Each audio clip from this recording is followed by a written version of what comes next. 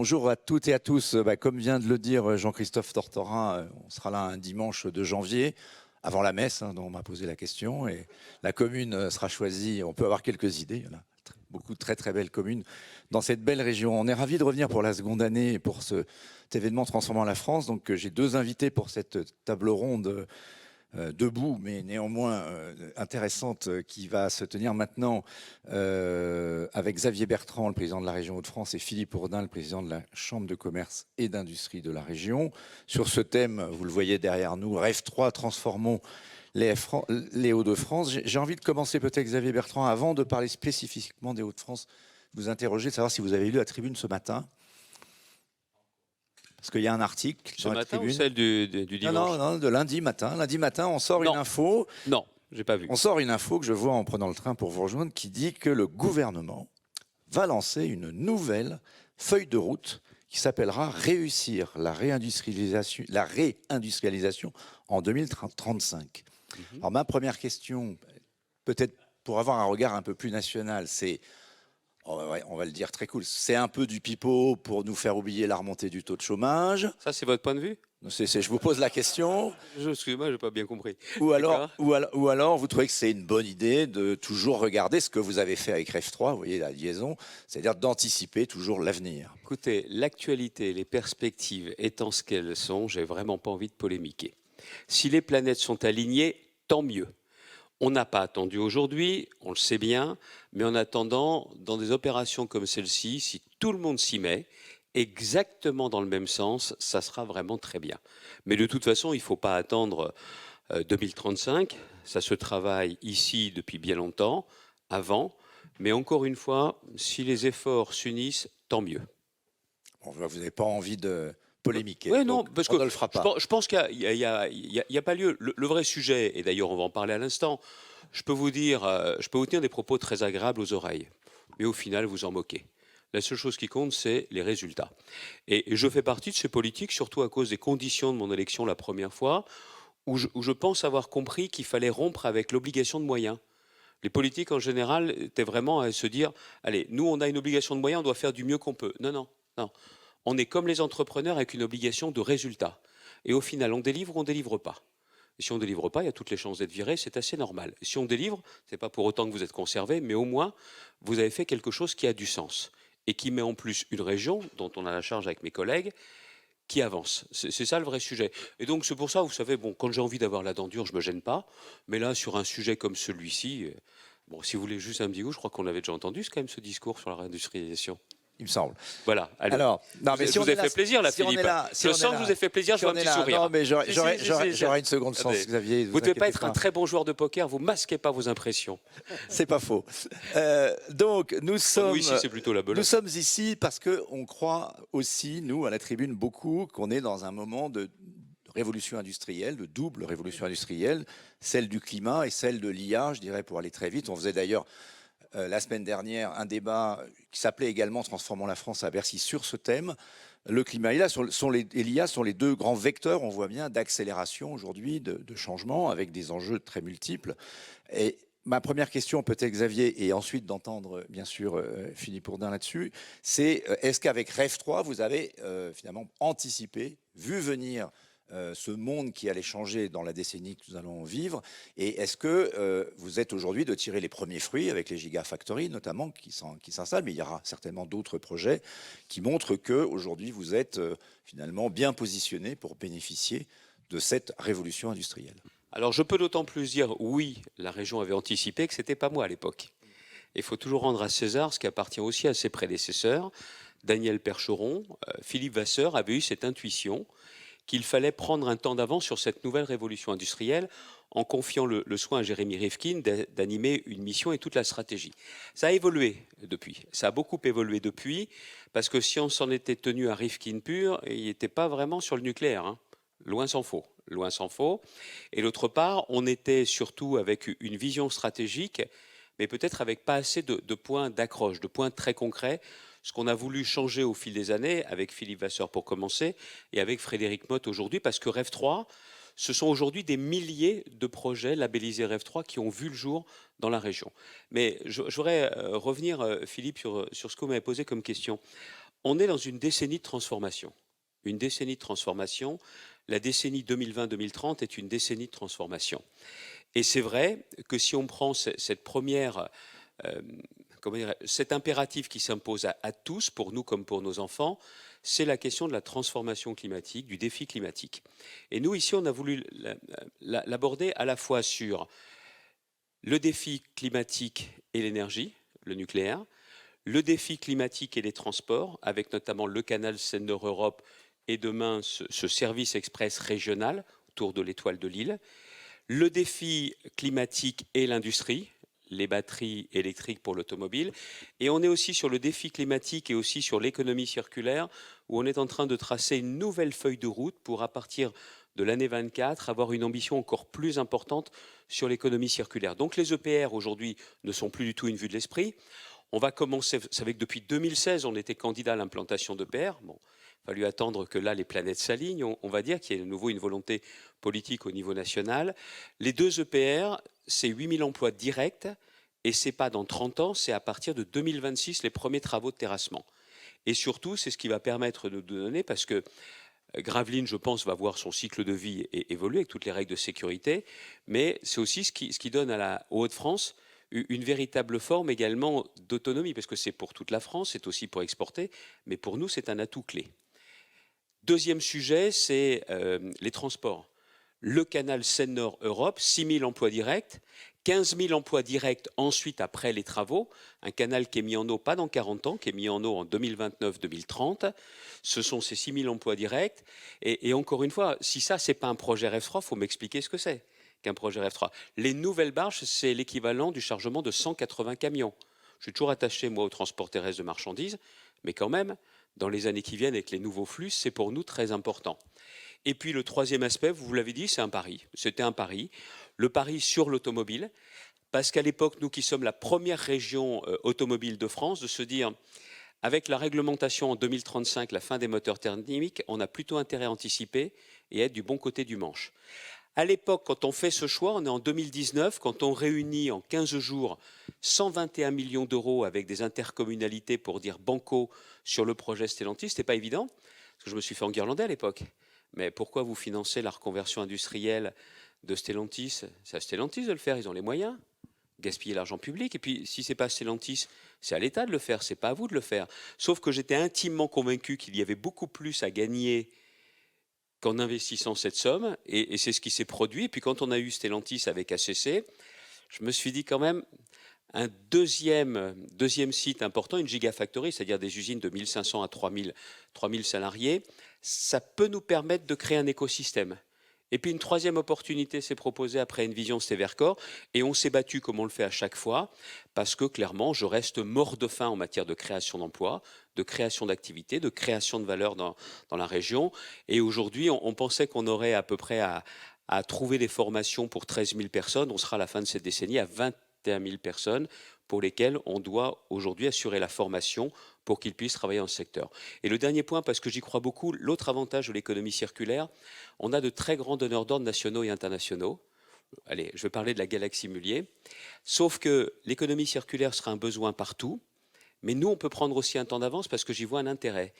Je ne mettrai pas des gigafactories partout, même si on ne s'arrêtera pas à 4 gigafactories, on sera certainement à plus du double au final.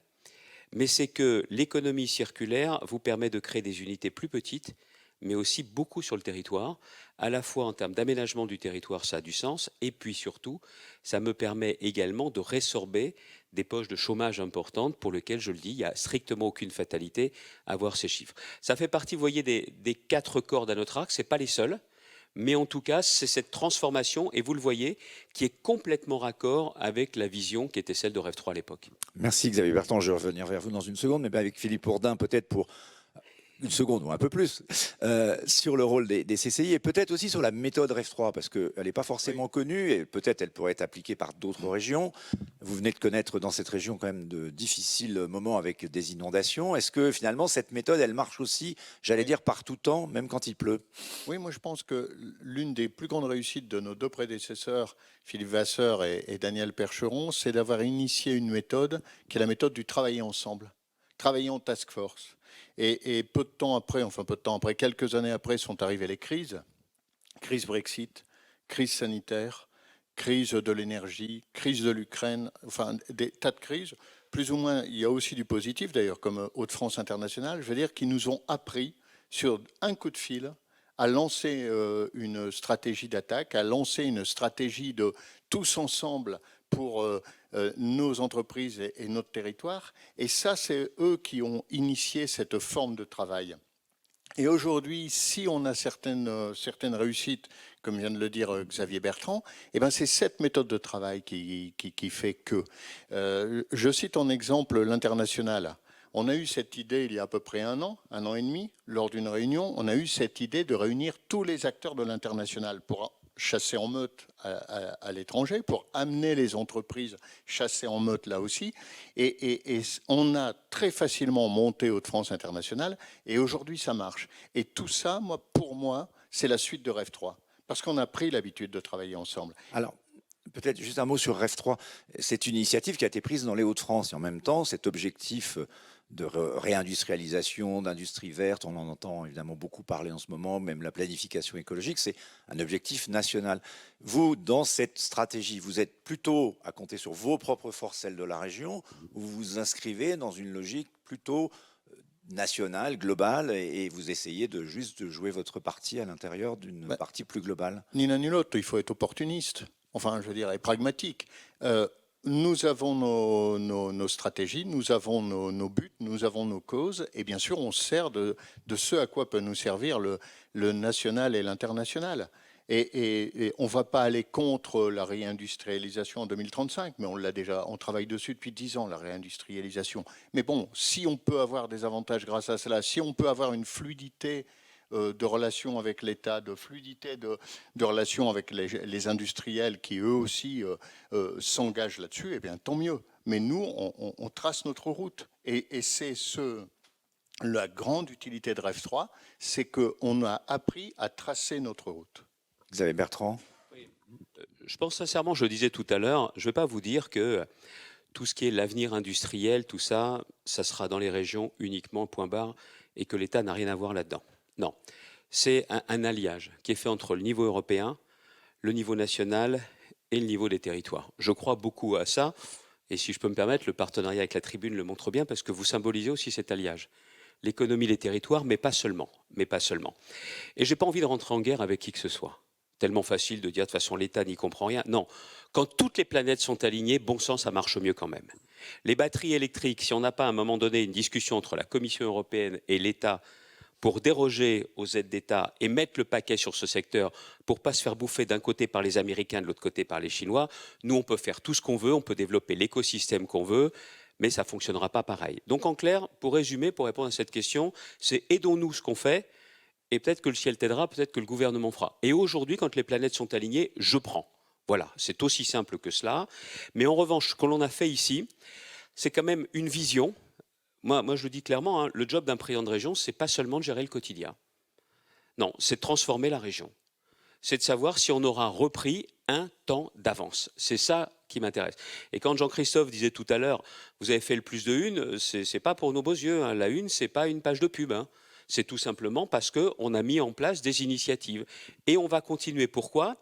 Parce que ceux qui lisent la Tribune, qui sont de la région, se disent, quand même, ça nous met à l'honneur, nous, pas les politiques. Et puis les autres se disent, tiens, quand même, si demain on a un projet d'investissement, on va aller les interroger, ceux-là. On va voir si effectivement c'est raccord avec ce qu'ils disent. Et aujourd'hui, ça fait maintenant 5 ans que nous sommes la première région de France qui attire les investisseurs internationaux sur l'industrie. Pourtant, on n'est pas la première en matière de budget, on n'est pas la première en matière de démographie, mais peut-être qu'on en veut plus que les autres et qu'on a cette méthode. Moi, j'ai connu différentes responsabilités. Je ne suis pas dans la logique où il y a le politique, là, en haut de la colline, qui dit « Venez à moi, je sais ce qui est bon pour tout le monde ». On fait chemin ensemble. Quand il y a des problèmes, mais aussi quand il y a des projets. Et ça, le fait de travailler ensemble, ça semble être une évidence, mais beaucoup des acteurs institutionnels savent que ce n'est pas évident partout et que ça n'existe pas partout. On bosse vraiment ensemble. C'est-à-dire qu'on se dit les choses, c'est hyper fluide. Ce n'est pas seulement des relations institutionnelles, c'est le fait que, comme dans une relation amoureuse, l'enjeu, ce n'est pas de se regarder les yeux dans les yeux, c'est de regarder dans la même direction. Et, oui, je ne l'avais jamais dit ça. Voilà, je te dis. Mais ne me regarde pas, c'est dans la même direction. Justement, non, mais Philippe Bourdin, peut-être pour réagir à juste pour terminer là-dessus, cette fluidité-là, c'est la clé. Et le dernier point sur le bon sens, c'est qu'il y a une loi sur l'industrie verte avec des délais raccourcis. Ça a été dit notamment par le rapporteur. Il s'est inspiré de ce que nous faisons dans les Hauts-de-France, mais on va garder quand même un temps d'avance pour que s'installer dans les Hauts-de-France garantisse un haut niveau d'aide pour les investissements, un très haut niveau d'aide sur la formation, parce que je pense que la clé de cette décennie, c'est les métiers, les compétences, les hommes et les femmes. Ça, c'est la clé. Et le tout dernier point, c'est qu'on s'installera toujours ici plus vite qu'ailleurs, parce qu'il y a un troisième partenaire qui n'est pas là, c'est l'État en région. On a un préfet de région qui, clairement, a compris l'enjeu économique qui était vital à nos yeux. Et là, ce n'est pas un État dont on pourrait penser qu'il ne comprend pas bien, qui est seulement sur les fonctions régaliennes de sécurité, qui met le paquet sur l'économie. Et ça nous simplifie grandement les choses. Alors c'était la question, peut-être pour relancer auprès de Philippe Ourdin, mais aujourd'hui, ce qu'on a vu dans tout ce qui a été présenté récemment sur la réindustrialisation, c'est les questions des délais. On a beaucoup comparé les délais d'installation d'une usine en France par rapport à l'Allemagne, pour ne prendre qu'elle, ou l'Espagne, enfin nos principaux concurrents, et on voit qu'on a beaucoup de progrès à faire. Est-ce que, justement, alors il y a ce que vient de dire Xavier Bertrand qui est important, il y a l'État, mais il y a aussi les recours, il y a toutes ces questions-là. Est-ce que vous avez, si on devait dire quels sont les grands obstacles que vous voyez à la réussite de cette réindustrialisation, il y a les questions administratives, et puis il y a, on l'a évoqué, les questions de compétences, de formation, des domaines dans lesquels vous pouvez, vous, Chambre de commerce, faire un peu... Les obstacles négatifs comme les délais, etc., on va s'en arranger, ça fait partie du jeu. Par contre, il faut se battre sur la formation, il faut se battre sur les infrastructures. Je veux dire, Dunkerque, c'est 25 000 emplois à moyen terme dans le secteur privé. Eh bien ça fait un paquet de formations, croyez-moi. Ça fait aussi la Comment vous allez faire ces formations alors ? Eh ben, tout le monde se mobilise. Tout le monde se mobilise. Nous, à la CCI, nous sommes un gros acteur de formation. Là, ce matin, on travaillait sur un centre de formation que l'on va monter à Gravelines. Donc, tout le monde se mobilise, tout le monde investit, tout le monde aussi cherche à apporter des formations précises par rapport aux besoins des industriels. C'est-à-dire on n'a pas la mentalité on fait des formations et on voit après. Non, on demande aux industriels et on fait les formations en fonction.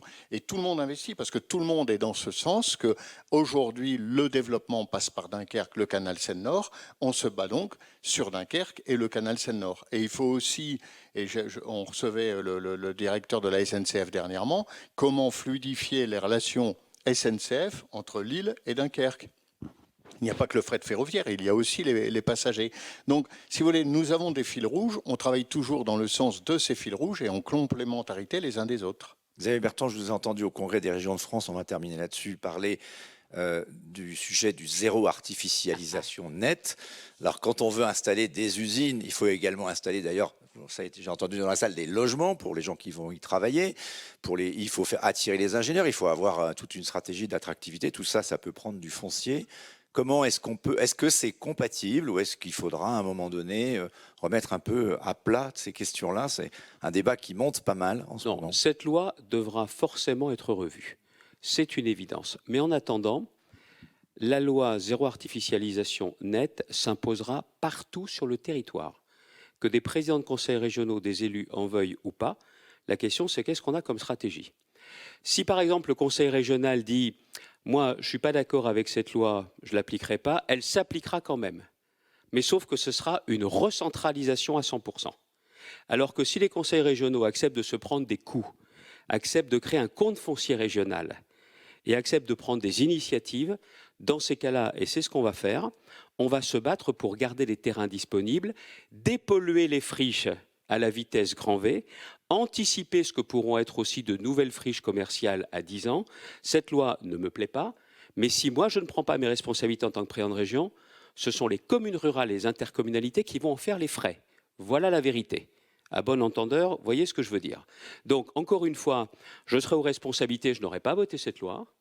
Je le dis également, les sénateurs ont fait un gros boulot, notamment sénatrice Valérie Létard et Jean-Baptiste Blanc, qui ont essayé de l'améliorer du mieux qu'ils ont pu, mais ils ont été freinés à l'Assemblée nationale. Mais en attendant, ce texte devra certainement être revu, j'en suis convaincu. Mais en attendant, on ne va pas se mettre dans une posture de guerre des tranchées, parce que ceux qui en feraient les frais, c'est les communes rurales et le monde économique. Et moi, je veux continuer à être attractif. Et vous l'avez dit vous-même, c'est que là, dans les enjeux aujourd'hui, il faut du foncier. Nous, on va se battre et anticiper pour, par exemple, proposer à des très grandes entreprises dont ce n'était pas l'habitude de compacter leur site. Parce que ça, c'est aussi un atout. De faire un véritable recensement de tout ce qui existe. Et on va se servir également de notre établissement public foncier. Troisièmement, de dépolluer, et ensuite d'anticiper ce que seront les nouvelles friches. Après, pour le reste, ne nous racontons pas d'histoire. Si on veut attirer tous ces emplois, il faut un toit. Et il serait temps quand même de sortir de ce malthusianisme en matière de logement qui va nous coûter très cher en termes d'emploi, en termes de perte de valeur et de richesse, notamment dans le secteur de la construction, et qui va nous créer un problème de société comme on ne l'imagine pas aujourd'hui. Le fait que Bercy nous dise ouais, de toute façon, ce truc-là ne sert à rien et on va couper le robinet, c'est une connerie sans nom. Parce qu'à chaque fois qu'il y a des travaux, il y a de la TVA qui rentre. Plus de travaux, il n'y a plus de TVA. Et il serait temps qu'ils apprennent à compter autrement qu'à courte vue. Le tout dernier point, je vois que vous êtes impatient, mais je voudrais juste finir là-dessus. Sur la formation, c'est qu'on a mis en place des outils spécifiques. Electromob, c'est sur toute la mobilité électrique. C'est-à-dire que les constructeurs, qui normalement sont concurrents, on est d'accord, là, ils sont partenaires. Comme les usines vont s'échelonner un tout petit peu dans le temps, tout le monde accepte de faire entrer les nouveaux métiers dans une grille de formation et tout le monde finance. Et encore une fois, ça peut sembler hyper basique, mais de travailler ensemble et en anticipant, ça fait la différence. Philippe va ouvrir un nouveau centre de formation. L'an dernier, rien que sur Dunkerque, on a formé 1100 demandeurs d'emploi au métier de l'industrie. Formation initiale, formation continue, reconversion et changement. On va aussi avoir à faire venir des gens d'autres régions de France, parce qu'on est une région où on voyait partir les emplois, on avait du mal à compter tellement. Vous êtes bien placé face au réchauffement climatique en même temps. J'allais finir là-dessus. Je sais pas, vous ne me donnez plus la parole après, je suis trop long. J'avais une dernière question. D'accord, okay. Terminer là-dessus. C'est juste vous dire, vous l'avez compris, on parle là avec Rêve 3. L'enjeu, c'est de transformer complètement la région. Il y a la partie économique et il y a une autre partie, c'est que nous allons être une région qui va changer complètement avec le réchauffement climatique. Je dois anticiper et mesurer les risques que ça présente, la sécheresse, la question non pas du trop plein d'eau, mais aussi les questions du manque d'eau, la question du recul du trait de côte. Parfois, vous avez trop d'eau quand même. Santé, environnement. Mais je pense que nous sommes celles qui peut le plus changer d'image et attirer. Puis en plus, on est toujours le sud de quelqu'un. On est le sud de l'Europe du Nord. On a aussi ces deux grands bassins de population, le bassin parisien et le sud de l'Europe du Nord. Et ce que je veux, c'est aussi changer de regard sur la région et changer la mentalité. Donc que les gens se disent... Le tourisme durable dans les Hauts-de-France, c'est un thème des années à venir. Exactement, j'y crois beaucoup. Parce que derrière cela, ce que je vois, c'est que je veux qu'on soit une région dans laquelle on se dit on a de l'avenir et que ceux des autres régions, en lisant la tribune, se disent il faut regarder cette région, elle a de l'avenir. Alors, ça, c'est une des réponses à la dernière question que je voulais lancer à vous deux, en vous demandant d'être un peu plus court dans vos réponses, parce que le temps a beaucoup passé. Long, Philippe. Donc 3 minutes chacun. Je t'avais dit que tu allais être trop long. 3 minutes chacun sur le thème de l'équilibre du territoire. Je sais que c'est un sujet qui vous écheure, c'est-à-dire qu'on a beaucoup parlé de Dunkerque, et c'est vrai qu'il y a tous ces investissements qui sont dans cet endroit-là de la région, mais la région est assez grande, hein, il y a beaucoup d'endroits du territoire qui ont des besoins. Comment est-ce que vous allez faire pour faire en sorte que tout le monde bénéficie de cette transformation? Pas comment nous allons faire, comment nous faisons. Je veux dire qu'on travaille tous en ce moment sur le canal Seine-Nord. Le canal Seine-Nord va arriver par l'Oise, donc le sud, et va traverser aussi la Somme. Donc quand on travaille sur la stratégie depuis le début de faire de cette région un hub logistique de l'Europe du Nord-Ouest, c'est aussi un hub logistique par rapport à la région parisienne. Donc vous avez l'avantage d'avoir une région extrêmement bien placée. Et donc, nous travaillons aujourd'hui, quotidiennement, sur le fait de faire de cette région un hub logistique. Là aussi, jusqu'à la formation à Bac+5. À titre d'exemple, quand on a démarré nos travaux, dans la logistique, il y avait 110 000 salariés. Aujourd'hui, il y en a 148 000. 148 000. Tout ça, on n'en parle pas. On parle beaucoup des gigafactories et autres, mais les 148 000 salariés, ils y sont. Avec le canal Seine-Nord, là, on n'est pas tout à fait d'accord avec Xavier. Moi, je suis plus optimiste que toi pour une fois. Ouais. Mais quand un politique donne un chiffre d'emploi, on ne le croit pas. Tandis que moi, on me croit. Donc, je pense qu'avec le canal Seine-Nord, ce n'est pas directement le canal Seine-Nord, mais ça va nous apporter une infrastructure telle que nous allons réussir ce projet de faire de cette région un hub logistique. Et donc, ça va créer encore des emplois, et pas des emplois forcément à Dunkerque, mais des emplois aussi en Picardie, par exemple. Partout. Xavier Bertrand, pour conclure là-dessus, voilà, sur l'équilibre du territoire. Je veux pas de métropole et du désert autour. Les gens habitent partout dans la région. Moi, je crois beaucoup à un développement qui ressemble un peu à ce qu'ont fait les Allemands. Je crois beaucoup à la logique des villes moyennes. J'ai besoin de métropoles. On ne va pas se raconter l'histoire de locomotives. Mais derrière, il me faut des villes moyennes parce que les villes moyennes permettent de raccorder, de raccrocher la ruralité. C'est tout cet ensemble qui m'intéresse. Et pourquoi on croit autant à l'industrie? C'est parce que l'industrie, elle ne s'installe plus seulement dans le cœur des métropoles. Non. Ils veulent plutôt en faire des turbines tertiaires. Mais partout sur le territoire. Il est là, mon potentiel. Et c'est ça que je veux faire. Et en revanche, ce n'est absolument pas contradictoire. Je pense que dans la compétition internationale, je vous dis, je veux un développement de l'ensemble du territoire. C'est aussi pour ça que je vous parle clairement des nouveaux modes de transport, des nouvelles dessertes et de l'économie circulaire. Mais par contre, il y a une métropole que je veux voir singulièrement renforcée et transformée. Je me mêle de ce qui ne me regarde pas. L'avenir, c'est Lille, Dunkerque, Dunkerque, Lille. C'est-à-dire très clairement Lille, statut de métropole, frontalière, et puis également le tertiaire. Dunkerque, le tourisme, le port et l'industrie. Imaginez ce pôle facile à relier avec en plus des liaisons qui existent avec le TER-GV qu'on peut encore renforcer. Je ne sais pas comment ça évoluera politiquement, mais je sais qu'économiquement ça va évoluer. Là, j'ai une métropole de taille internationale. Et à partir du moment où vous n'avez pas voulu construire le désert autour, là vous avez le développement d'une région qui, sur la décennie qui vient, va encore une fois complètement se transformer sur l'activité. La Côte d'Opale, nouvelle Côte d'Azur, c'est ça le concept? Vous voulez que je vous donne un conseil? Si vous avez les moyens, investissez plutôt chez nous qu'en bas. Chez nous, il fera 35 degrés quand il fera 45 en bas. Non, je dis ça avec toute mon amitié pour Renaud Muselier. Ne vous inquiétez pas, je ne lui enlèverai rien. Mais par contre, le sud de l'Europe du Nord, ouais, je pense qu'il a vocation à regarder aussi bien autrement la région des Hauts-de-France. À la fin de cette décennie, on en reparlera, mais vous serez revenu d'ici là. Vous savez ce qu'on dit, quand on vient dans le Nord, on pleure deux fois. Allez, merci beaucoup Xavier Bertrand, merci Philippe Ourdin.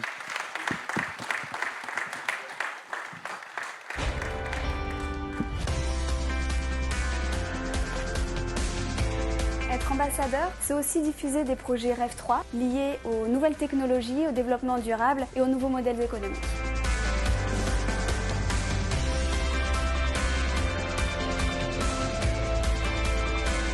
Si la chimie a pu polluer pendant un temps, c'est aussi la chimie qui sera capable de dépolluer demain.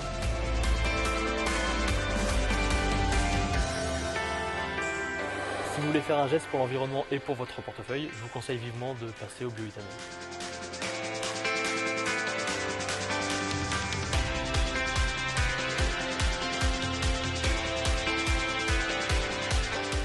On innove et on innove à tous les niveaux, au niveau matériaux, ingénierie des cellules, au niveau ingénierie des modules et batteries.